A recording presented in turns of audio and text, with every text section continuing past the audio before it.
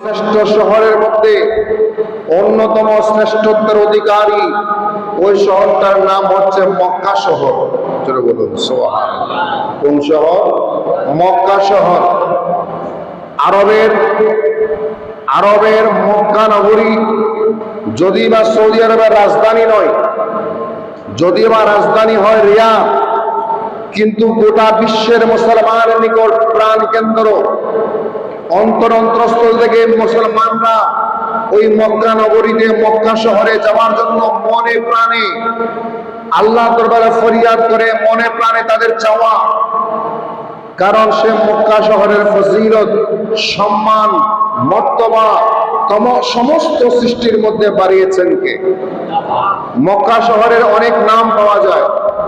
কোরআনে কারীম যদি আমরা গবেষণা করে দেখি, মক্কা শহর একটা নাম আল মক্কাতু। যেমন কোরআনে বলা হয়েছে বেবাদজানে মক্কাতা, ওই আয়াতের মাঝখানে গিয়ে আল্লাহ বলেছেন মক্কা নগরী, মক্কা শহর। আবার সূরা আলে ইমরানের 110, আলে ইমরানের 96 নম্বর আয়াতে বলেছেন ইন্না আওয়ালা বাইতিন হুদিআ লিন-নাস লাল্লাযী বিবাক্কাতা মুবারাকান ওয়া হুদাল লিল আলামিন। এই জায়গায় মক্কার নাম বলা হয়েছে বক্কা, আল বাক্কাতু। একটা যে মক্কাতু মিম দিয়ে, আর একটা হচ্ছে বাক্কাতু বা দিয়ে। আমার মক্কা শহরের নাম কোরআনে দেখা যায় আল বালাদুল আমিন, নিরাপদ শহর, নিরাপদ নগরী। সুবহানাল্লাহ।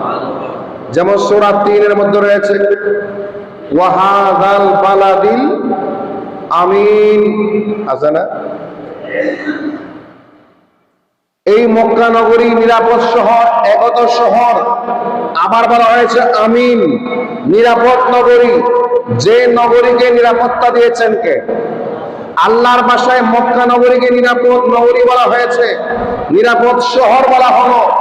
আবার সূরা বলদের মধ্যে বলা হয়েছে লা উকসিমু বিহাযাল বালাদ। আল্লাহ পাক এই মক্কা শহরের শপথ করেছেন। সুবহানাল্লাহ। মক্কা শহরের শপথ করে আল্লাহ পাক মক্কার মান, মক্কার সম্মান, মক্কার মর্তবা, মক্কার অবস্থান তামাম পৃথিবীর সকল শহরের ঊর্ধ্ব জগতে নিয়ে গিয়েছেন আল্লাহর কসমের মাধ্যমে, আল্লাহ পাকের শপথের মাধ্যমে। জোরে বলুন সুবহানাল্লাহ। এই জন্য মক্কা নগরী একটা এমন একটা শহর, যে শহরকে সবাই ভালোবাসে, সবাই মহব্বত করে, মনে প্রাণে মহব্বত করে। যে জীবনে মক্কা দেখে নেই সেও মক্কা শহরে যেতে চায়, ঠিক কিনা? একজন মুসলমানের মনে প্রাণে সবচেয়ে বড় চাওয়া মক্কা শহরে যাওয়া, আল্লাহর ঘরে যাওয়া, মসজিদে নববী, মসজিদুল হারাম শরীফে যাওয়া, এবং সে মক্কা শহরে গিয়ে ইবাদত, বন্দেগী, রিয়াজত, বন্দেগী, মোনাজাত করা, এর চেয়ে বড় চাওয়া ইমানদার আর নাই। যেটা বলুন সুবহানাল্লাহ। আরে মক্কা শহরকে মর্তবান বানিয়েছেন, সম্মানী বানিয়েছেন। লা ইলাহা ইল্লাল্লাহ। কারণ এই মক্কাকে আল্লাহ পাক একটা সীমানা নির্ধারণ করেছেন, যে সীমানাকে হারাম ঘোষণা করেছেন। কি ঘোষণা করেছেন? হারাম ঘোষণা করেছেন, সম্মানী ঘোষণা করেছেন। ওই মক্কার হেরমের সীমানায় মারামারি নিষিদ্ধ, রক্তপাত নিষিদ্ধ, কোনাকুনি নিষিদ্ধ, মানুষ মারা, পশু পাখি মারা, হজের সময় পশু পাখি ইশারা দেওয়া, হত্যা করা, একটা মশা মাছি মারাও পর্যন্ত আল্লাহ পাক যেখানে বারণ করেছেন এই মক্কার হারামের সম্মানের কারণে। জুড়ে বলুন সুবহানাল্লাহ। আর এই হারাম করাটা কিরকম? সূরা নমল 91 নম্বর আয়াত আল্লাহ বলে দিয়েছেন, নবী ইরশাদ করলেন ইন্নী উমিরতু আন আ'বুদা রাব্বা হাযিহিল বালাদাতিল্লাযী হাররামাহা। সুবহানাল্লাহ। বলে আল্লাহ রাব্বুল আলামিন ইরশাদ করলেন সূরা নমল 91 নম্বর আয়াত, নবী ইরশাদ করে দিলেন, আল্লাহ পাক বলে দিয়েছেন ইন্নী উমিরতু আন আ'বুদা রাব্বা হাযিহিল বালাদাতিল্লাযী হাররামাহা। জোরে বলুন সুবহানাল্লাহ। আল্লাহ পাক ইরশাদ করে দিলেন, আল্লাহ পাক ঘোষণা করলেন ইন্নী উমিরতু, আমি নবীকে আদেশ করা হয়েছে, নবীজিকে আল্লাহ আদেশ করেছেন, হুকুম করেছেন কে? আল্লাহ আদেশ করেছেন আনা আবুদা, ইবাদত করার জন্য, বন্দেগী করার জন্য, রিয়াজত করার জন্য, বন্দেগী করার জন্য কার? রব্বা হাদিহিল বালাদা, এই মক্কা শহরের যিনি রব, মালিক। সুবহানাল্লাহ। আল্লাহ বলেন আমি মক্কা নগরীর মালিক, মক্কা শহরের মালিক। আল্লাহ তো শুধু মক্কা শহরের মালিক নয়, তামাম জগতের মালিক কে? তামাম জগতের মালিক আল্লাহ, আসমানের মালিক, জমিনের মালিক, তামাম সৃষ্টির মালিক। আবার আল্লাহ বলছেন আমি এই মক্কা নগরীর মালিক। মক্কা নগরীর মালিকানা শব্দটা আল্লাহর শানে, রব শব্দটা আল্লাহর জন্য ব্যবহার করে মক্কা নগরীর সাথে সমন্বয় করে মক্কার সম্মান, মক্কার মান, মক্কার মর্তবা বাড়িয়ে দিয়েছেন কে? রব্বানা ইশকুলিন আল্লাযী হারামাহা। ওই মক্কা শহরের শহর, মক্কা শহর আল্লাহ কেন মালিক হয়েছেন জানেন? আল্লাযী হারামাহা, যে মক্কা শহরকে আল্লাহ পাক একটা হারাম সীমানা দিয়ে দিয়েছেন, একটা হারাম করে দিয়েছেন। মক্কার হারামে পাকে সম্মান করা আল্লাহ পক্ষ থেকে সম্মান, নবীজি সম্মান করেছেন, আম্বিয়া কেরাম সম্মান করেছেন, ওলামায়ে কেরাম সম্মান করেছেন। যুগে যুগে ওই মক্কা শহরের সম্মান, মান, মর্তবা রক্ষা করবেন লা ইলাহা ইল্লাল্লাহ। জোরে বলুন সুবহানাল্লাহ। আল্লাহ বিনি বিশ্বাস করলেন মক্কা শহর আল্লাহ ইন্নাল্লাহ হারামা মক্কাতা, এটা মুসলিম শরীফের হাদিস, মাসনাদ ইমাম আহমদ 10152 নম্বর হাদিস। প্রেমে বিশ্বাস করলেন ইন্নাল্লাহ হারামা মক্কাতা, আল্লাহ পাক মক্কা শহরকে হারাম করে দিয়েছেন, একটা হারামের সীমানা করে দিয়েছেন, হারামের সীমানা নির্ধারণ করে দিয়েছেন আল্লাহর পক্ষ থেকে। আল্লাহর নবীর কাছে এসে বলে দিয়েছেন ইয়া রাসূলুল্লাহ, আপনি বলে দিন উত্তরে, পূর্বে, পশ্চিমে, ডানে, বামে এই সীমানা হারামের এলাকা, এই সীমানা নিষিদ্ধ এলাকা, এই সীমানা সম্মানী এলাকা, এই সীমানায় মারামারি নেই, খোঁড়াখুড়ি নেই, ঝগড়া নাই, ফসাদ নাই। ওই সীমানাকে হারাম করেছেন কে? আল্লাহ বিশ্বাস করলেন ইয়াউমা খালাকাস সামাওয়াতি ওয়াল আরদা, ওই সীমানাকে আল্লাহ হারাম করে দিয়েছেন। কখন থেকে জানেন? যেই দিন আসমান সৃষ্টি করেছিলেন, জমিন সৃষ্টি করেছিলেন। আসমান যেদিন তৈরি করেছিলেন, জমিন যেদিন তৈরি করেছিলেন, সেই দিন থেকে এই মক্কা শহরকে নির্বাচিত করে রেখেছেন কে? সেই দিন থেকে মক্কা নগরী নির্বাচিত ছিল, মক্কার হারামের সীমানা নির্বাচিত ছিল। আল্লাহ বিশ্বাস করলেন আল্লাযী হারামা, যিনি হারাম ঘোষণা করেছেন সেই দিন থেকে হারাম ছিল, কিন্তু আনুষ্ঠানিক অভিষেক করেছেন নবীর মাধ্যমে মুহাম্মদ রাসূলুল্লাহ সাল্লাল্লাহু আলাইহি ওয়াসাল্লাম ইরশাদ করে দিলেন। আর একটা হাদিসের মধ্যে বলা হয়েছে ইন্না ইব্রাহিমা হারামা মক্কাতা ওয়া দাআলাহা, নবীজি ইরশাদ করলেন এই মক্কা শহরকে ইব্রাহিম আলাইহিস সালামের কারণে হারাম ঘোষণা করা হয়েছে। ওয়া দাআলাহা, ইব্রাহিম আলাইহিস সালাম দোয়া করেছেন আল্লাহ এই মক্কা নগরী একটা নিরাপদ নগরী, জনমানব শূন্য এলাকা ছিল, কোনো ফল ফসলাদি ছিল না, জনমানব ছিল না। এই মক্কা নগরীকে তুমি হারাম করে দাও, সম্মানে বানিয়ে দাও। দোয়া করেছেন হযরত ইব্রাহিম আলাইহিস সালাম। জোরে বলুন সুবহানাল্লাহ। আরেক হাদিসে নবীজি বলেছেন ইন্নাল্লাহ হারামা মক্কাতা বিদুআ ইব্রাহিম, এটা হাদিস শরীফ। ইন্নাল্লাহ হারামা মক্কাতা বিদুআ ইব্রাহিম, আল্লাহ মক্কা শহরকে হারাম ঘোষণা করেছেন ইব্রাহিম আলাইহিস সালামের দোয়ার বরকতে। সুবহানাল্লাহ। ইব্রাহিম আলাইহিস সালামের দোয়ার বরকতে এই কোরআন এবং হাদিস প্রমাণ হয় মক্কা নগরী পৃথিবীর শ্রেষ্ঠতম শহর। মক্কা নগরী পৃথিবীর শ্রেষ্ঠতম শহর। কারণ অনেক কারণ, তোর মধ্যে সূরা বলাদের মধ্যে একটা কারণ আল্লাহ বলেছেন মক্কা নগরী কেন শ্রেষ্ঠ, মক্কা শহর কেন শ্রেষ্ঠ, তার কারণ আল্লাহ বলে দিয়েছেন লা উকসিমু বিহাদাল বালাদ ওয়া আনতা হিল্লুম বিহাদাল বালাদ। ইয়া রাসূলুল্লাহ, আমি মক্কা শহরের শপথ করলাম, মক্কার শপথ করেছে এই জন্য আপনি রাসূল সে মক্কা শহরে অবস্থান করেন বিদায়। আল্লাহু আকবার। এটা সূরা বলাদের 1 নম্বর আয়াত, 2 নম্বর আয়াত। 1 নম্বর আয়াতে বলেছেন আমি কসম করলাম মক্কা শহরের, কেন? ওয়া আনতা হিল্লুম বিহাদাল বালাদ, যেহেতু আপনি মক্কা শহরে অবস্থান করেন তাহলে নবীজির কারণে মক্কা শহরকে শপথ করেছেন কে? আল্লাহ, জুড়ে বলুন সুবহান। আবার সূরা আল ইমরান 96 নম্বর আয়াত আল্লাহ বলেছেন, এই মক্কা শহর কেন দামি, মক্কা শহর কেন সম্মানী? কারণ হচ্ছে মক্কার মধ্যে এমন একটা ঘর পাবেন, এমন একটা আল্লাহর ঘর পাবেন যে ঘরের নাম খানায়ে কাবা, আল কাবাতুল মুশাররফা, আল কাবাতুল মুকাররমা। মক্কা শরীফের মধ্যে বড় দামি একটা ঘর, যে ঘর হচ্ছে খানায়ে কাবা। ওই কাবাটা কার ঘর? জোরে বলেন কার ঘর? গোটা পৃথিবীর মাঝখানে, গোটা পৃথিবীর একেবারে নাভি মাঝখানে সেই কাবা শরীফ। ওই কাবা ঘর হচ্ছে একমাত্র লা ইলাহা ইল্লাল্লাহ বলেছেন, ইন্না আউয়ালা বাইতিন, নিশ্চয় প্রথম ঘর ওয়াদিআ লিন-নাস, মানুষের জন্য বানানো হয়েছে, লাল্লাযী বিবাক্কাতা, ওই মক্কা শরীফে মুবারাকা, বরকত মণ্ডিত করে। জোরে বলুন সুবহান। তাহলে মক্কার মধ্যে বরকত দিয়েছেন কে? কার কারণে? খানে কাবার কারণে, কাবা শরীফের কারণে।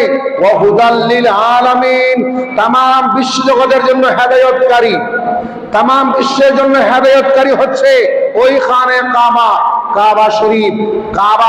কাবা শরীফকে तमाम বিশ্বের হাদি হেদায়েতকারী বানিয়েছেন। লা ইলাহা ইল্লাল্লাহ, জোরে বলুন সুবহানাল্লাহ। এরপরে আসেন নবীজি মক্কা শরীফকে কেমন মহব্বত করতেন। আজকে আমরা মুসলমানরা বাংলাদেশে বসে, খাগড়াছড়িতে বসে, খাগড়াছড়ি কেন্দ্রীয় শাহী জামা মসজিদে বসে, অথবা প্রত্যন্ত অঞ্চলে বসে আল্লাহর ঘরে দোয়া করি হজে যাওয়ার জন্য, আল্লাহর ঘর জিয়ারত করার জন্য, তাওয়াফ করার জন্য, আল্লাহর ঘরে একটু হাজির হওয়ার জন্য মনে প্রাণে চাই, ঠিক কিনা? মনে প্রাণে চাই। একজন ইমানদারের জীবনের শেষ চাওয়া আল্লাহর ঘরে যাওয়া, ঠিক কিনা? আল্লাহর ঘরে যাওয়া। আর সেই শেষ চাওয়াটা কেন জানেন? ওই খানে কাবার মধ্যে আকর্ষণ করার মতো নিয়ামত দিয়েছেন কে? ওই কাবার মধ্যে আকর্ষণ করার মতো নিয়ামত দিয়েছেন। নবীজি বলেছেন, এটাও কিন্তু সহিহ সনদে, মুসলিম শরীফ, তাবরানী শরীফ, আল মুজামুল কবির, এই হাদিসের কিতাবের মধ্যে সহিহ সনদে রওয়ায়াত রয়েছে। নবীজি সাক্ষ্য করলেন, যেদিন নবীজি হিজরত করে মক্কা ছেড়ে মদিনায় চলে যাচ্ছেন, সুবহানাল্লাহ, চোখের পানি ছেড়ে দিয়েছেন। জন্মভূমি ছেড়ে, মাতৃভূমি ছেড়ে, জন্মস্থান ছেড়ে হিজরত করে চলে যেতে হবে। কাফের মুশরিকদের নির্যাতন নিপীড়ন, কাফের মুশরিকদের নির্যাতন নিপীড়ন, অত্যাচার, অপবাদ, মিথ্যাভাবাদ নবীজির বিরুদ্ধে ছিল, ঠিক কিনা? নবীজির বিরুদ্ধে ছিল মিথ্যাভাবাদ, নবীজির বিরুদ্ধে ছিল জুলুম, নির্যাতন, শয়তানি। ওই কাফের মুশরিকরা করেছিল। আল্লাহ পাক নবীজিকে হিকমত করে আদেশ দিয়েছেন, আপনি ইয়া রাসূলুল্লাহ কিছুদিনের জন্য মক্কা শরীফ ছেড়ে দেন, জন্মস্থান ছেড়ে দেন, হিজরত করে মদিনায় চলে যান। কারণ ওই মদিনা শহরকে আবাদ করতে হবে। এগুলো সব করা কুদরতকার। যখন নবীজি মক্কা শহর থেকে বের হচ্ছিলেন, হাঁটতেছিলেন, সামনে সিদ্দিক আকবর ছিলেন, বারবার পিছনে তাকাচ্ছেন, বারবার পিছনে তাকাচ্ছেন, চোখের পানি পড়ে। আর মক্কা শহরকে উদ্দেশ্য করে বললেন, হে মক্কা, হে মক্কা, তুমি তেমন একটা শহর, তুমি তেমন একটা শহর, তুমি তো পৃথিবীর শ্রেষ্ঠতম পবিত্র শহর, সুবহানাল্লাহ, আনতা আতিয়াবু মিন বালাদিন, তুমি পৃথিবীর শ্রেষ্ঠতম পবিত্র শহর, তোমার মতো পবিত্র শহর আর হতে পারে না। এবং তুমি তো আমার কাছে সবচেয়ে পছন্দের শহর, সবচেয়ে পছন্দের শহর। আবার নবীজি বললেন, লাউলা আখরাজুনি কওমাকে, যদি তুমি মক্কা শহরের মানুষরা, মক্কাকে উদ্দেশ্য করে বলতেছেন নবীজি, তুমি মক্কার মানুষরা যদি আমাকে বের করে না দিত, অত্যাচার না করতো, জুলুম না করতো, আমাকে আমার জন্মস্থানে থাকতে দিচ্ছে না, আমার বাড়িতে থাকতে দিচ্ছে না, যদি তারা এমন না করতো, তাহলে আমি কখনো মাসকান্তু গায়রাক, তুমি ছাড়া কোন শহরে আমি যেতাম না, সুবহানাল্লাহ। তুমি ছাড়া কোন শহরে, মাসকান্তু গায়রাক, তুমি ছাড়া কোন শহর আমি যেতাম না, কোন শহর অবস্থান করতাম না, তুমি মক্কা শহরে থাকতাম। কারণ তুমি মক্কা শহর আমার জন্মস্থান, আমার পিতৃ মা বাবার জন্মস্থান, পূর্বপুরুষ এখানে রয়েছে। এই মক্কার প্রতি নবীজির মহব্বত, ভালোবাসা ছিল, এখনো আছে।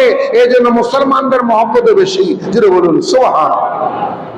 এবং সেই মক্কা শহরটা আল্লাহ পাক বরকত মণ্ডিত করেছেন, ফজিলত মণ্ডিত করেছেন। কেন? ফিহি আয়াতুম বাইয়িনাত। সূরা আল ইমরানের 97 নম্বর আয়াতে বলে দিয়েছেন, ওই মক্কা শহরে রয়েছে আল্লাহর অসংখ্য নিদর্শন। অসংখ্য নিদর্শন রেখেছেন কে? অসংখ্য নিদর্শন রেখেছেন লা ইলাহা ইল্লাল্লাহ। জুড়ে বলুন সুবহানাল্লাহ।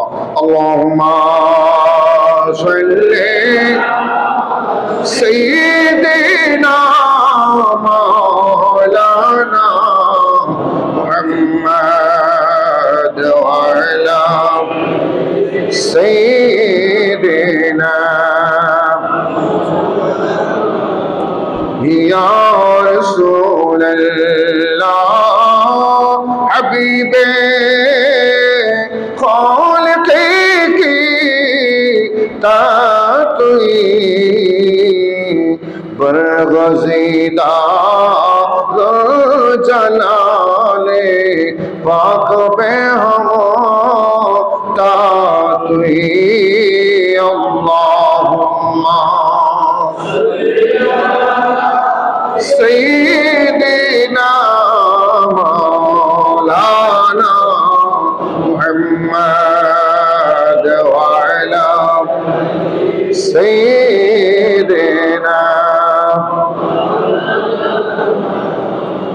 বর্তমান যে মক্কা শহরে যে একটা মানুষের ঘনবসতি, লক্ষ লক্ষ মানুষের অবস্থান, কোনের সময় ছিল যখন মক্কা শহরে খানে কাবার আশেপাশে কোনো মানুষের চলাফেরা ছিল না, কোনো মানুষ বসবাস করতো না, গাছপালা ছিল না, বাড়িঘর ছিল না, ছোট ছোট পাহাড় ছিল, টিলা ছিল। সেই পাহাড় টিলাময় এলাকা, পাথরি এলাকা, যেখানে কোনো মানুষ বসবাস করতো না, মানুষের অবস্থান ছিল না, জনমানব শূন্য একটা এলাকা ছিল, জনমানব শূন্য একটা এলাকা, একটা গ্রাম ছিল, শহর ছিল। যে শহরে মানুষ আসতো না, ভয়ে আসতো না, পানির অভাবে তৃষ্ণায় কাতর হয়ে যেত, আসতো না মানুষ। গাছপালা নাই, নদী নালা নাই, ফসল আদি নাই, সেই জন্য তারা আসতো না। আর এই মক্কা নগরী আবাদ হয়েছে কার মাধ্যমে জানেন? হযরত ইব্রাহিম আলাইহিস সালামের মাধ্যমে। আল্লাহু আকবার। মক্কা নগরী আবাদ হয়েছে ইব্রাহিম আলাইহিস সালামের মাধ্যমে। আর ইব্রাহিম আলাইহিস সালাম যে মক্কা নগরী আবাদ করেছেন, এটা মনে রাখবেন একটা আল্লাহর পক্ষ থেকে পরীক্ষা ছিল। আল্লাহর পক্ষ থেকে নবীদের মধ্যে সকল নবীকে আল্লাহ পরীক্ষা করেছেন, সকল নবী থেকে আল্লাহ বিভিন্ন পরীক্ষা নিরীক্ষা নিয়েছেন। তোর মধ্যে বেশি বেশি পরীক্ষা দিয়েছেন, তোর মধ্যে একজন হযরত ইব্রাহিম আলাইহিস সালাম বেশি বেশি পরীক্ষা করেছেন, বেশি বেশি আল্লাহ পরীক্ষা নিয়েছেন। কারণ ইব্রাহিম আলাইহিস সালামকে খলিল বানিয়েছেন। ওয়াত্তাখাযাল্লাহু ইব্রাহিমা খলিলা। আল্লাহ ইব্রাহিমকে খলিল বানিয়েছেন। খলিল মানে অন্তরস্থলের বন্ধু, অন্তরঙ্গ বন্ধু। আল্লাহ বলেছেন ইব্রাহিম হচ্ছে আমার অন্তরঙ্গ বন্ধু। আল্লাহু আকবার। আর ইব্রাহিম ইসলামের চেয়ে আরো ক্লোজ, আরো অন্তরঙ্গ, আরো কাছের উনি হচ্ছেন হাবিবুল্লাহ। উনি হচ্ছেন কি? ইব্রাহিম হচ্ছেন খলিলুল্লাহ, মুসা আলাইহিস সালাম হচ্ছেন কালিমুল্লাহ, আর আমাদের নবী হচ্ছেন হাবিবুল্লাহ। কলিমুল্লাহ আল্লাহর সাথে শুধু কথা বলতেন, আল্লাহকে দেখেন নাই। আর খলিলুল্লাহ আল্লাহর অন্তরস্থলের বন্ধু, কুদরতি বন্ধু। হাবিবুল্লাহ হচ্ছে আল্লাহর এমন বন্ধু যে হাবিবুল্লাহকে আল্লাহ পাক সন্তুষ্ট করার জন্য, রাজি করার জন্য तमाम সৃষ্টির সবকিছু হাবিবুল্লাহর পক্ষে করে দিয়েছেন। যদি বলুন সুবহান। ইব্রাহিম আলাইহিস সালামের পরীক্ষা দুই শহরে দুই রকম। ওনার প্রাথমিক জীবন ছিল বাইবেল এলাকায়। কোন এলাকায়? বাবেল এলাকায়। এরপরে সেকেন্ড এলাকা ছিল কেনান। ওই কেনান এলাকায় উনি পরীক্ষা দিয়েছেন, প্রথম শহরে পরীক্ষা দিয়েছেন, বারংবার তিনি পরীক্ষা করেছেন। এত বেশি পরীক্ষা করেছিলেন যখন তিনি ছোট ছিলেন, মূর্তি পূজারী ছিল, গাছ পূজারী ছিল, মানুষ মূর্তি বানাতো, মূর্তি পূজা করত। ঈদের সময়, খুশির সময় সবাই মূর্তির সামনে গিয়ে মাথা নত করত। তিনি একদিন গিয়ে তাদের বিশাল এক মূর্তির যে ঘর ছিল, বড় একটা কুঠার নিয়ে বড় মূর্তিটাকে তিনি ভেঙে দিলেন, কুঠার দিয়ে ভেঙে দিলেন। ভেঙে দিয়ে আরেকটা মূর্তির হাতে কোড়াটা ধরাই দিলেন। যখন সবাই প্রশ্ন হলে এই মূর্তি কে ভেঙেছে, তিনি বললেন তোমরা যে খোদাকে সিজদা দাও তাকে প্রশ্ন করো কে মেরেছে, কে ভেঙেছে। উনি কথা কেমনে বলবে, জবাব কেন দিবে? তখন তিনি বললেন যে খোদার জবাব দিতে পারে না, কেউ মারলে নিজেকে রক্ষা করতে পারে না, কেউ ভেঙে দিলে নিজেকে বাঁচাতে পারে না, সে অন্যজনকে বাঁচাবে কেমনে, অন্যকে রক্ষা করবে কেমনে? সুতরাং তোমাদের এই প্রভুগুলা প্রভু নয়, আসল প্রভু অন্যজন। বলুন সুবহান। সবাই রাগান্বিত হয়ে গিয়েছিলেন, সবাই রাগান্বিত হয়ে গিয়েছিলেন। ইব্রাহিম ইসলাম আমার বলেছেন, তোমরা মনে করে যে চন্দ্র তোমাদের খোদা। চন্দ্র যদি খোদা হতো, সে কিছুক্ষণ থাকে কিছুক্ষণ থাকে না, কিছুক্ষণ আলো দেয় কিছুক্ষণ আধার হয়ে যায়, এটার নাম খোদা হতে পারে না। তোমরা অনেকে মনে করছো সূর্য তোমাদের রব, কোরআনের কথা, সূর্য তোমাদের রব, সূর্য তোমাদের রব নয়। যে সূর্য দিনে থাকে রাতে নাই, অর্ধেক অন্ধকার অর্ধেক আলো, এটা রব হতে পারে না। তখন তিনি বললেন, একমাত্র রব হবে তিনি যিনি সৃষ্টিকর্তা, সূর্যকে বানিয়েছেন, চন্দ্র বানিয়েছেন, আমাকে বানিয়েছেন, তোমাকে বানিয়েছেন, সৃষ্টির সকল জাতিকে বানিয়েছেন। ওনার নাম হবে লা ইলাহা ইল্লাল্লাহ। জোরে বলুন সুবহানাল্লাহ। এইভাবে করে হিকমত সহকারে, কৌশল সহকারে তিনি বারবার দাওয়াত দিয়েছেন।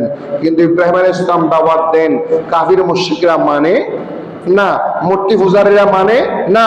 ওনার উপর জুলুম নির্যাতন করতে করতে সময় সংক্ষেপ, বিস্তারিত না বলে মুক্তদের করে বলি, নমরুদ নামক যে একটা জালেম ছিল, শাসক ছিল নমরুদ, ওই নমরুদ এক পর্যায়ে ইব্রাহিম ইসলামকে আটক করে বিশাল অগ্নিকুণ্ডলী করে, অগ্নি বিশাল আগুনের ব্যবস্থাপনা করে অগ্নিকুণ্ডে নিক্ষেপ করার জন্য ব্যবস্থাপনা করেছেন এবং হুমকি দিয়েছেন, ইব্রাহিম তোমাকে আমি মেরে ফেলবো, আগুনে জ্বালিয়ে ফেলবো।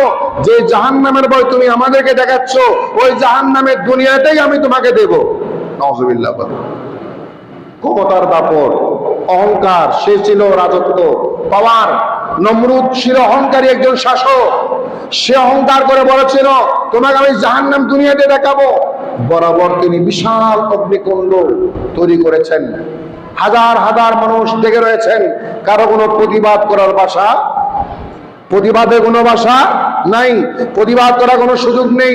বিশাল এক অগ্নিকুণ্ডে নিক্ষেপ করবেন, নিক্ষেপ করে দিয়েছেন। আর ইব্রাহিম ইসলাম বললেন, আমি কারো কাছে ক্ষমা চাইবো না এবং আমাকে বাঁচানোর জন্য বলবো না, আমি যেই রবের সৃষ্টি ওই রব যা চাই তা হবে। আল্লাহু আকবার। আমার আল্লাহ যা করে, চিন্তা করেছেন একবার পাবেন ভরসা আল্লাহর উপর কেমন, আল্লাহ বলি কেমন আস্থা বিশ্বাস। অগ্নিকুণ্ডে নিক্ষেপ করা হচ্ছে, এখন ফেলে দিবেন, জলে পড়ে ছাই হয়ে যাবেন, ধ্বংস হয়ে যাবেন। সে সময়ে তিনি বলে, আমি কারো কাছে নিরাপত্তা চাইবো, কারো কাছে আমি নিরাপত্তা চাইবো না, আমাকে বাঁচানোর মালিককে, বাঁচানোর মালিককে। চিন্তা করেছেন, এখনই ওনাকে নিক্ষেপ করা হচ্ছে, নিক্ষেপ করবেন, ওই সময়ে তিনি বলে আমাকে বাঁচাবেন কে? এটা কেমন বিশ্বাস! আজকাল আমাদের সে গভীর বিশ্বাস আমাদের কাছে নাই। আমরা ইমানদার ঠিক আছে, মুমিন ঠিক আছে, নামাজ কালাম পড়ি ঠিক আছে, হজ যাকাত দিই সব ঠিক আছে, কিন্তু আমাদের ঈমান এত দুর্বল, এত দুর্বল। আমরা দুনিয়ার সম্পদের কাছে, দুনিয়ার ক্ষমতার কাছে, দুনিয়ার অহংকারের কাছে, দুনিয়ার রাজত্বের কাছে আমরা এত বেশি নিঃস্ব হয়ে যাই, তখন আল্লাহর ক্ষমতা আমরা ভুলে যাই। জোরে বলুন নাউযুবিল্লাহ। অথচ দেওয়ার মালিককে বলেন কে? যিনি দিয়েও দেখেন, নিয়েও দিতেও পারেন, নিতেও পারেন। আমার বলতে আমার কাছে কিছু নাই, আপনার কাছে কিছু নাই, সব কিছু কার? সব কিছু আল্লাহ। যখন আমি আপনি গভীর ভাবে বিশ্বাস করবো, ইব্রাহিম ইসলামের ইমানটা দেখেছেন কেমন, কেমন গভীর ইমান। নিক্ষেপ করা হলো অগ্নিকুণ্ডে, তারপরও তিনি বলেন আল্লাহ আমারে বাঁচাও, আল্লাহ আমাকে রক্ষা করো। তিনি বলেন না, তিনি বলেন আল্লাহ যা করে। এদিকে আল্লাহ আবার বলছেন, হে আমার ফেরেশতারা দেখছো ইব্রাহিমটা কেমন, এত পরীক্ষা করলাম, এত নির্যাতন সহ্য করলো, এত নিপীড়িত হলো, নির্যাতিত হলো, আগুনে নিক্ষেপ করা হচ্ছে, তারপরও তার আস্থা কার উপর? বলে না কার উপর? তার বিশ্বাসটা কার উপর? চিন্তা করেন, আমরা কিন্তু একটু কোন একটা সময় অসুস্থতা বেড়ে গেলে, রোগ বেড়ে গেলে, বা ক্ষতিগ্রস্ত হলে, ব্যবসায়ী ক্ষতিগ্রস্ত হলে, যে কোনো জায়গায় কোনো একটা সমস্যা করে গেলে, এক পর্যায়ে গিয়ে আমরা আল্লাহর উপর আস্থা রাখতে পারি না। তখন দুনিয়াবি কত রকমের চিন্তা করি, অথচ শেষ সময়ও মৃত্যুর 1 সেকেন্ড আগ পর্যন্ত আস্থা রাখতে হবে কার উপর? জোরে বলেন কার উপর? ইব্রাহিম ইসলামকে নিক্ষেপ করা হলো। আল্লাহ পাক বললেন, হে নমরুদ, তুমি ওনাকে, ইব্রাহিমকে, আমার বন্ধুকে অগ্নিকুণ্ডে নিক্ষেপ করেছো, ওই আগুনের মালিকও তো আমি। আল্লাহু আকবার। আমি তো শুধু ইব্রাহিমের মালিক না, ওই আগুনের মালিকও তো আমি। আগুনের কাজ হচ্ছে জ্বালানো। কি জ্বালানো? জ্বালিয়ে ফেলা কার কাজ? আগুনের চরিত্র হচ্ছে জ্বালিয়ে ফেলা। আর আমি আল্লাহ যখন মানা করব তখন সে জ্বালাবে না। আল্লাহু আকবার। কোরআনে কারীম আল্লাহ বলে দিলেন, ইয়া নারু কুল্লা ইয়া নারু কুনি বারদা ওয়া সালামা আলা ইব্রাহিম। যেটা বলুন সুবহানাল্লাহ। রব্বুল ইরশাদ করলেন, আমি আল্লাহ তখন আগুনকে বলে দিলাম, কুল্লা ইয়া নারু কুনি বারদা ওয়া সালামান আলা ইব্রাহিম। রব্বুল ইরশাদ করলেন, আমি বলে দিলাম, হে আগুন। কাকে বলছেন? হে আগুন। অথচ আগুনে কোনো কান নাই, চোখ নাই, হাত নাই, পা নাই, ঠিক না? আগুনের কান, নাক, চোখ, হাত, পা কিছুই নাই। আর আল্লাহ বলছেন আমি আগুনকে বলে দিলাম। তাহলে বোঝা গেল শোনার জন্য কানের দরকার শুধু মানুষের, শোনার জন্য কানের দরকার মানুষের, জিনের, অন্যান্য প্রাণী জগতের, গরু ছাগলের, প্রাণী জগতের, পশু পাখির, এমন এমন জড় পদার্থ আছে, পাথর পাথর পাথর, আগুন, পানি, যাদের কানের প্রয়োজন হয় না কিন্তু শোনে কার বাণী। আল্লাহু আকবার। এই জুয়ার পাটা ক্ষমতা কার? অথচ পানির কোনো কান নাই, জড় পদার্থ পাথরের কোনো কান নাই, পাথরের কান নাই, আগুনের কান নাই। কান না থাকলো ওই কান ছাড়া শোনার ক্ষমতা দিয়েছেন কে? আর আল্লাহ বলছেন কুনি বারদা, তুমি ঠান্ডা হয়ে যাও, ওয়া সালামা, শান্তিময় হয়ে যাও। অর্থাৎ এয়ার কন্ডিশন, বেশি গরমও না ঠান্ডাও না। বেশি গরম হলে আমার বন্ধু কষ্ট পাবে, ঠান্ডা হয়ে গেলে সর্দি পেয়ে যাবে। বেশি গরমও হবে না, ঠান্ডা হবে না। আর আগুন আল্লাহ জান্নাতের বাগান বানিয়ে দিয়েছেন ওই মালিককে। জোরে বলেন কে? ওই ইব্রাহিম ইসলাম পরীক্ষা দিতে দিতে শেষ পর্যায়ে 84 থেকে 86 বছর বয়সে, বৃদ্ধ বয়সে সন্তান নাই, সন্তান নাই। আল্লাহ দরবারে বলে, আল্লাহ রে একটা সন্তান দাও, রব্বি হাবলি মিনাস সালিহিন, নেককার সন্তান দাও। ওই শেষ বয়সে, বৃদ্ধ বয়সে যে সন্তান পেয়েছেন, ওই সন্তানের নাম হচ্ছে ইসমাঈল আলাইহিস সালাম। আল্লাহু আকবার। আল্লাহ পাক সন্তান যখন একটু সামান্য একটু মায়ের কোলে দুধ পান করে, আল্লাহ বলছেন ইব্রাহিম, এই সন্তানটার প্রতি তোমার মায়া বেশি, মহব্বত বেশি, ভালোবাসা বেশি। আমি তোমাকে আরো পরীক্ষা দেব। তোমার স্ত্রী হাজরা ইসমাইলকে বনবাস দিয়ে দাও, এমন শহরে নিয়ে যাবে যে শহরে মানুষ নাই, জন নাই, বন নাই, ফসলাদি নাই, কিছুই নাই, মরুভূমি, শূন্য জায়গা, ওই জায়গায় দিয়ে আসো। তুই বলুন সুবহানাল্লাহ।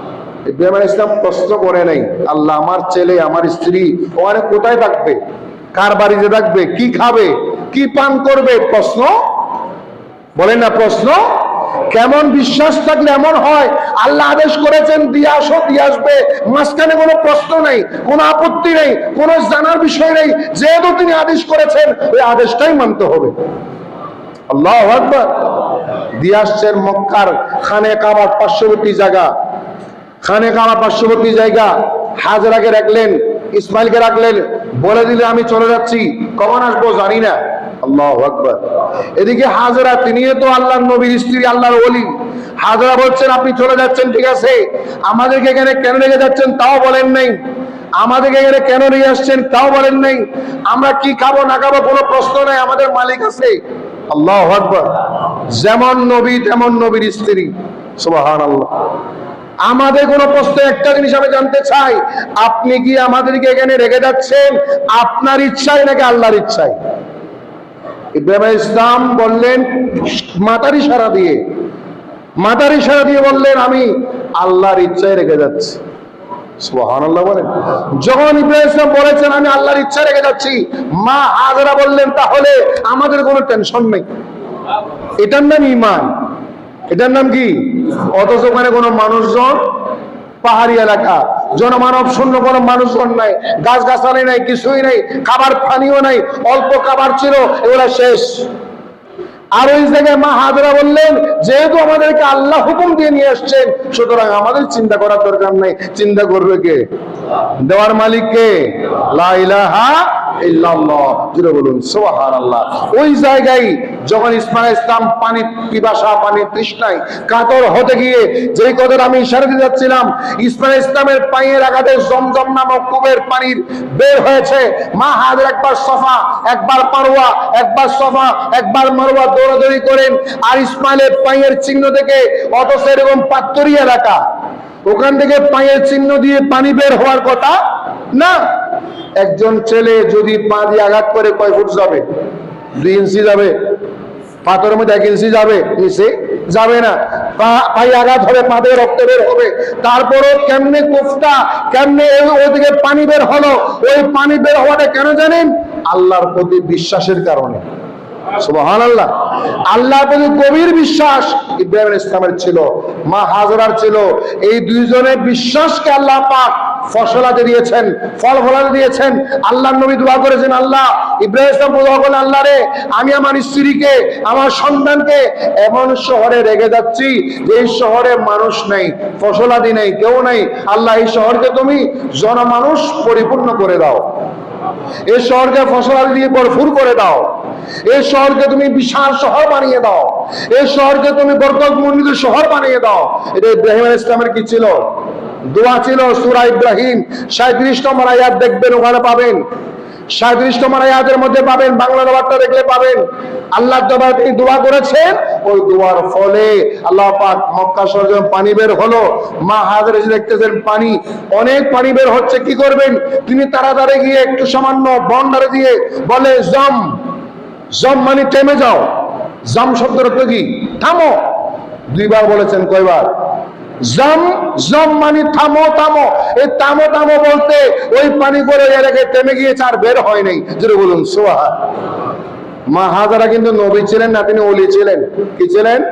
কোন একটা মাসালা মনে রাখবেন, কোন মহিলা নবী হতে পারে, কোন মহিলা নবী আল্লাহ বানান, বলেন না, বানান নাই। আদম আলাইহিস সালাম থেকে শুরু করে আমাদের নবী পর্যন্ত কোন নারী, কোন মা বোনকে, কোন মহিলাকে আল্লাহ নবী বানান নাই। নবীর স্ত্রী বানিয়েছেন, নবীর মা বানিয়েছেন, নবীর খালাম্মা বানিয়েছেন, নবীর বোন বানিয়েছেন, নবীর আত্মীয় বানিয়েছেন, এবং নবীর স্ত্রী, নবীর মেয়ে বানিয়েছেন। নবী বানান নাই। এই জন্য যারা নবীর স্ত্রী, যারা মহিলারা, নবীর বিবিরা, ওনারা হচ্ছেন আল্লাহর বন্ধু, আল্লাহর ওলি। যেটা বলুন সুবহান। যেহেতু নবী নয়, ওনারা কি? ওলি। আর মা হাজরাটা আল্লাহর বন্ধু। কেমন দেখেন? পানিকে বললেন তুমি থামো, পানি থেমে গেল। ওই সময় থেকে সেই পানির নাম হয়ে গেল জমজম পানি। কি পানি? আসলে এটা জমজম কূপ না, কূপের পানি। কূপটা তো পানি দিয়েছেন কে? নাম তো কিছু নাম নাই। আর ওই নামটা যেহেতু মা হাজরার মধ্যে বের হয়ে গেছে, জম জম, থামো থামো, ওই থামো থামো শব্দটাই পানির নাম হয়ে গেছে। আল্লাহু আকবার। ওই থামো থামো শব্দটাই কি এখন নাম হয়ে গেছে। এখন জমজম বলতে আমরা মনে করি কূপ, জমজম বলতে আমরা মনে করি পানি। আর ওই পানিটা আজকে 1,500 বছর, আরো কিয়ামত পর্যন্ত সেই পানি বের হচ্ছে, বের হচ্ছে, বের হচ্ছে। কোন সংস্কার আছে? 5 দরকার হয়, নতুন সংস্কারের দরকার হয়। পানি বের হতে আছে, অথচ সেই পানির মধ্যে বরকত দিয়েছেন কে? জোরে বলেন কে? আর একটা মাসালা বলে দিই, সেই পানিটা, যেই পানিগুলা ইসমাঈল ইসলামের পায়ের সাথে লেগেছিল, প্রথম ইসমাইলের পায়ের সাথে কি এখন যে পানি বের হচ্ছে ওগুলা লেগেছিল না? অল্প পানি লেগেছিল পায়ের সাথে। বাকি পানিগুলো, এখন যে পানিগুলো আছে, ওই পানিগুলা বরকত কেন? এই পানি থেকে ইসমাঈল ইসলামের পায়ের স্পর্শ আছে নাই? তাহলে কেন বরকত? যেই পানির সাথে পা লেগেছিল, ওই পানির সাথে লাগার কারণে আজকের পানিও বরকত। আল্লাহু আকবার। অনেক সময় আমাদের এখানে তারাবির নামাজে আলেম ওলামা থেকে আপনারা পানি নিয়ে যান, ওনারা সূরা ফাতিহা পড়ে ফুঁক দেন, তাই না? বিসমিল্লাহ পড়ে ফুঁক দেন। ওই পানিগুলো আপনারা একটা বোতলে নেন, বোতল থেকে নিয়ে আপনারা বড় কলসিতে, বড় জগে দিয়ে পানিগুলা পান করেন। অথচ আপনার কলসিতে ওনার ফাতিহার ফুঁক নাই, বিসমিল্লাহর ফুৎকার নাই, ফুৎকার আছে আপনার বোতলে। তাহলে বোতলে পানি যখন ওখানে দিয়ে দিলেন, ওই সবগুলো পানি বরকত মণ্ডিত হয়ে গেল সূরা ফাতিহার কারণে, কোরআন শরীফের কারণে। জোরে বলুন সুবহান। আর জোরে বলেন সুবহানাল্লাহ। সুতরাং এই মক্কা নগরীকে আল্লাহ পাক আবাদ করেছেন ইব্রাহিম আলাইহিস সালামের পরীক্ষার মাধ্যমে। আর সেই ইব্রাহিম আলাইহিস সালামকে আমরা এখনো স্মরণ করি, কিয়ামত পর্যন্ত স্মরণ করতে হবে। আমরা নামাজে দুরূদ শরীফ পড়ি না? আল্লাহুম্মা সাল্লি আলা মুহাম্মাদিন ওয়া আলা আলে মুহাম্মাদিন কামা সাল্লাইতা আলা ইব্রাহিমা ওয়া আলা আলে ইব্রাহিম। চিন্তা করেছেন, আমরা আমাদের নবীর উপর দরুদ পড়লাম, নবীর পরিবারের উপর দরুদ পড়লাম, এরপর ইব্রাহিম আলাইহিস সালাম এবং ইব্রাহিম আলাইহিস সালামের পরিবারের উপর দরুদ পড়লাম। অন্য কোন নবীর নাম কি আছে? না। অন্য কোন নবীর নাম আমরা নামাজে নিচ্ছি না, দরুদ শরীফে নিচ্ছি না। ওই দরুদে মুহাম্মদ, দরুদে মুহাম্মদ যেটা আমরা নামাজে পড়ি, সাল্লি আলা মুহাম্মদ কামা সাল্লাইতা আলা ইব্রাহিম ওয়া আলা আলি ইব্রাহিম বলে, এটার কারণ কি জানেন? কারণ আমাদের মুসলমানদের উপর ইব্রাহিম ইসলামের অবদান আছে। আমাদের উপর কার অবদান? ইব্রাহিম ইসলামের অনেক অবদান। এক নম্বর অবদান হচ্ছে আমরা যেই নবীর উম্মত মুহাম্মদ রাসূলুল্লাহ সাল্লাল্লাহু আলাইহি ওয়াসাল্লাম, ওই নবীর উম্মত হতে পেরেছি ইব্রাহিম ইসলামের দোয়ার কারণে। এবং আমাদের নবীর আগমনের জন্য ইব্রাহিম ইসলাম দোয়া করেছেন। ইব্রাহিম ইসলামের দোয়ার ফসল হচ্ছে নবীর আগমন। আর সেই নবীর উম্মত হতে পেরে আমরা বরকত মণ্ডিত, ফজিলত মণ্ডিত। এই জন্য কিয়ামত পর্যন্ত ওনার জন্য আমাদের কি করতে হয়? দরুদ পড়তে হয়, সালাম পড়তে হয়। যেটা বলুন সুবহানাল্লাহ। সুতরাং আমরা মক্কা শহর বরকতময়, এই মক্কা শহরে যাওয়ার নিয়ত সবার আছে। হজ্জে বাইতুল্লাহ সফর ইতিমধ্যে শুরু হয়েছে। যাদের নসিব এবছর হজ্জে বাইতুল্লাহ আল্লাহ পাক রেখেছেন, তারা ইতিমধ্যে যাত্রা অনেকে শুরু করেছেন, অনেকে যাচ্ছেন, অনেকে যাবেন ইনশাআল্লাহ। আমরাও যদি আল্লাহ পাক তৌফিক রাখেন, আপনাদের দুয়াই মক্কা শহরে যাওয়ার নিয়ত করেছি, ব্যবস্থা করা হচ্ছে। আল্লাহর মেহেরবানি, যারা যারা যাচ্ছেন বাংলাদেশ থেকে সহ গোটা বিশ্ব থেকে আল্লাহর ঘরে যাবেন, খানে কাবা দেখবেন। আর যারা যাবেন না তাদের জন্য দোয়া করবেন। ফিলিস্তিন বলেন, মায়ানমার বলেন, বিশ্বের নির্যাতিত নিপীড়িত মুসলমানের জন্য কাবা শরীফের ইমামরা, খতিবরা জুমার নামাজের খুতবায় দোয়া করেন। সুবহানাল্লাহ। জুমার নামাজের খুতবায় দোয়া করেন, আমরাও দোয়া করি নির্যাতিত মুসলমানের জন্য। শুধু বিশ্বের যে কোনো প্রান্তে নির্যাতিত মুসলমানের জন্য দোয়া করবেন, এক অপরের জন্য দোয়া করবেন। আল্লাহ পাক সবাইকে হজ্জে বাইতুল্লাহ নসিব করুক, আমিন। সবাইকে মক্কায়ে মুআজ্জামার সফর নসিব করুক, আমিন। সবাইকে খানে কাবা দেখার তৌফিক দান করুক, আমিন। খানে কাবা স্পর্শ করার তৌফিক দান করুক, আমিন। খানে কাবা তাওয়াফ করে করে আল্লাহর দরবারে হাজির হওয়ার তৌফিক দান করুক, আমিন। সাফা মারওয়া সাই করার তৌফিক দান করুক, আমিন। এই আমিনটা আল্লাহ পাক সবার হককে কবুল করুক, আমিন। ওয়া আখিরু দাওয়ানা আলহামদুলিল্লাহি।